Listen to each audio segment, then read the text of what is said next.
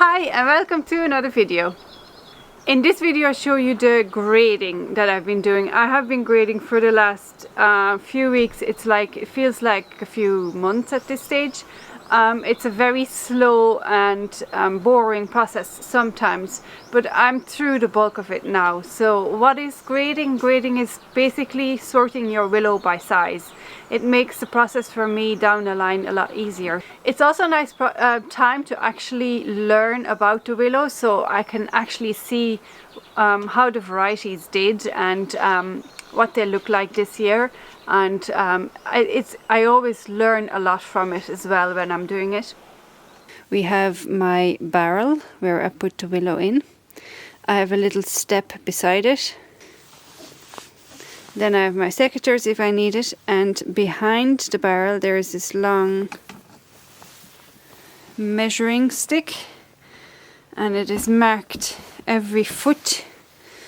You can hardly see it because of the backlight, but every foot I have put a piece of tape, and that's what I use for grading.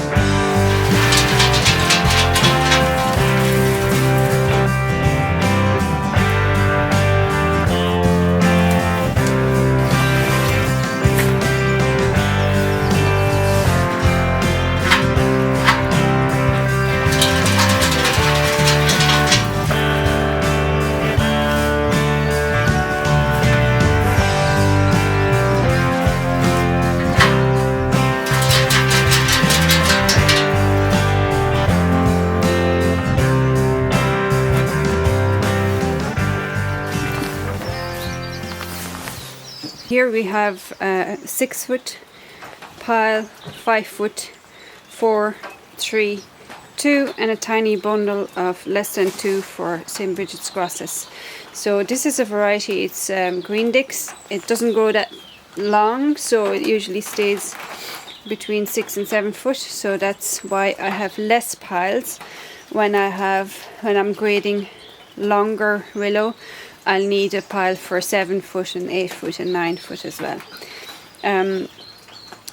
But I just put bits in between, bits of timber, an old bucket, the ladder even over there, whatever I can find just to make a few piles, and then when the piles are big enough I'm going to tie them together.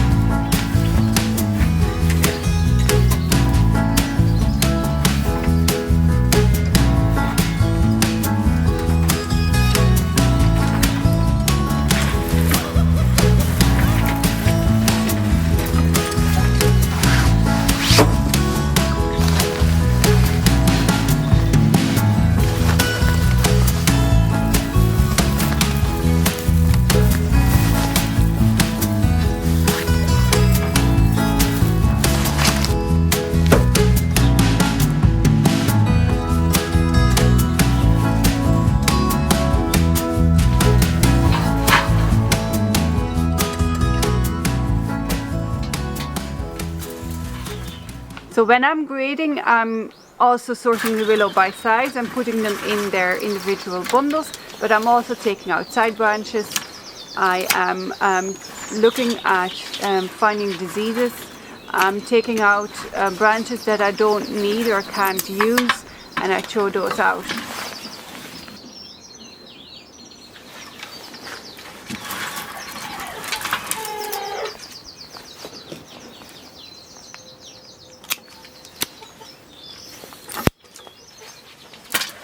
A few years ago, we started seeing these bulby galls in the willow, and it has been steadily getting worse.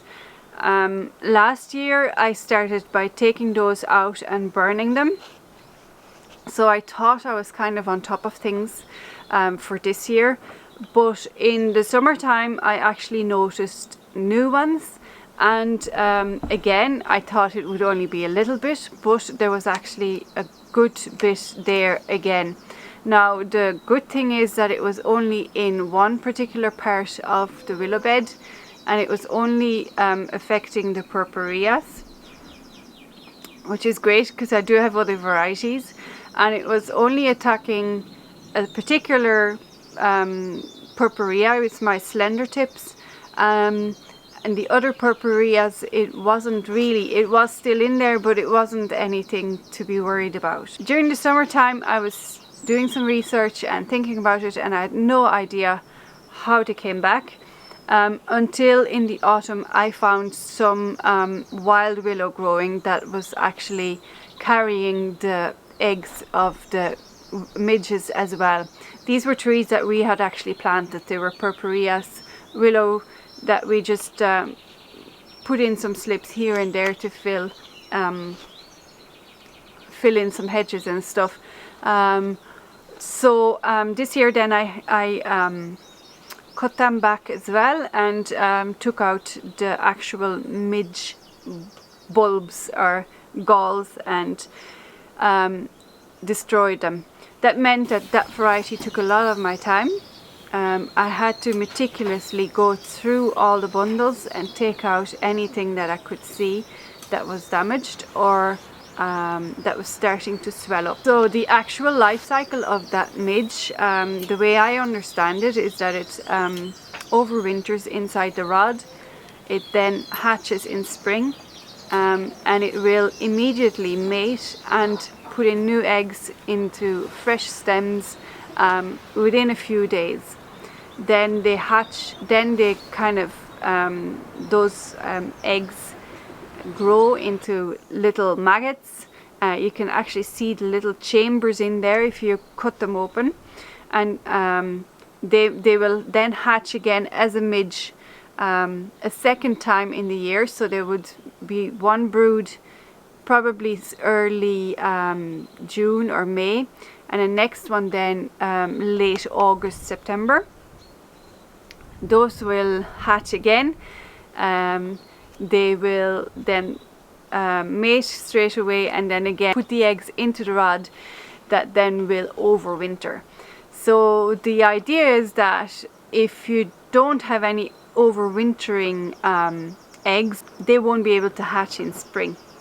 So growing willow in an annual cycle should cut out that kind of breeding cycle from the midge. So that's what I'm trying to do. It's not very common in Ireland at the moment. I do know other people who have a little bit of it, and it's not an issue. It is more widespread in certain parts of America and Canada, as far as I know. But it is good to know that this kind of midge only goes for purpureas. So if it is an issue and you can't seem to get on top of it, it might be a good idea to change to a different variety. There's lots of different varieties that you can still choose from. For myself, for my own willow bed, I'm just going to keep on trialing and see what's happening. To me, it's very interesting to see this happening. For now, I'm not planting new purpurea varieties. I am kind of aiming for more triandras, rubras, stuff like that, some kind of crosses. and I'm just kind of keeping an eye on what's gonna happen down the line. It's just an interesting journey. I'm just going through the last bits of grading my bundles. These are quite annoying bad ones. They're not in a field of our own, they're the ones I harvest from my friends, and they're getting a little bit shaded out, I think, at this stage. So they're a bit branchy and they're not great. But this is the Piminalis is the one that I use for living willow fences. So for that it's very good. I'm doing these ones outside because they're so long. Some of these are like 11 feet or something. So I don't have the headspace in the shed inside. That's where I usually grade them. So that's why the ladder is there, to just pull out the very large ones.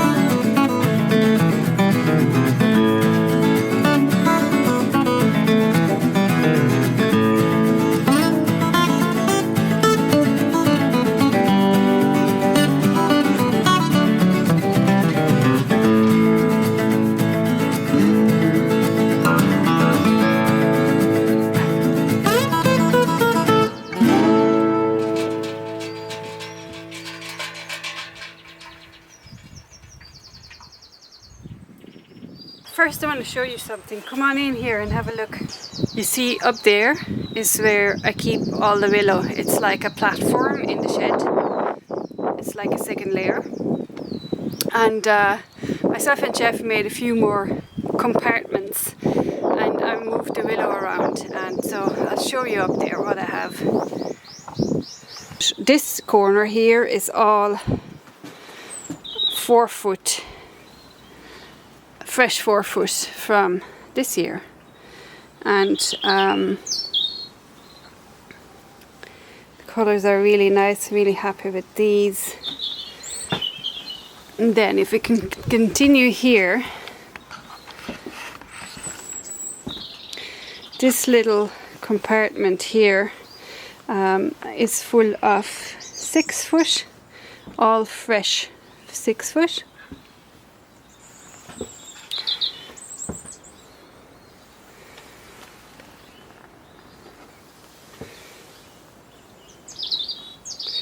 Then the next compartment is also 6 foot, but most of it is actually still from last year. So there's still a lot in there. You can't really see it much, just not much depth in the camera here. There's a little bit of fresh stuff here at the front. Then at the back here, those ones that are lying, they're all 7 foot. And then the ones in the corner, they're 8 foot or more. I don't really use much of them. They're more for handles, frames, for frame baskets and stuff like that. Then down here in this corner, We have 3 foot. I used quite a bit of 3 foot. Some of it is fresh and some of it is from last year.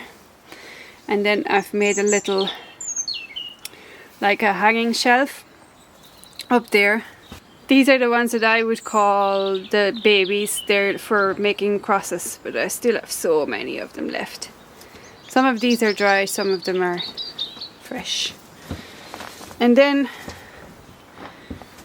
you come around the corner here, and on this side, so that's the side there, all of this is fresh 5 foot willow.